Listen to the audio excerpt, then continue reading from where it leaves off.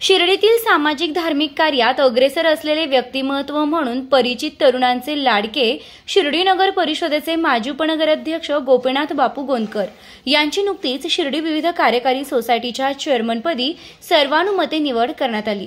आपल्या सामाजिक कार्यातून व साई भक्तांच्या समस्या सोडवत असताना तरुणांचे मोठे संघटन निर्माण करणाऱ्या मितभाषी गोपीनाथ बापूंचा चाहता वर्ग मोठा असल्याने चेअरमनपदी निवड झाल्यापासून सत्कार करण्यासाठी चाहत्यांच्या रांगा लागल्याचं चित्र आहे।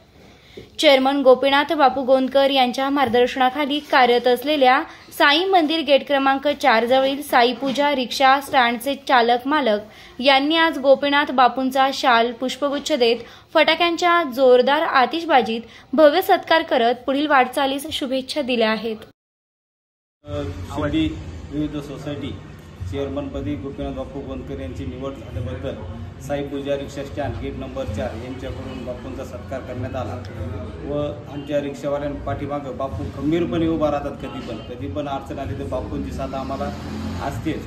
येणाऱ्या जाणाऱ्या साई भक्तांना कधी त्रास होऊ नये म्हणून बापूंचं आम्हाला कंटिन्यू सहकार्य व मार्गदर्शन असतं की साई भक्तांना कुठल्याही प्रकारचा त्रास झाला नाही पाहिजे आणि बापूंचं जे मार्गदर्शन आहे ते आमच्या साई पूजा रिक्षा स्टँड गेट नंबर 4 यांच्यासाठी फार फार महत्त्वाचं आहे।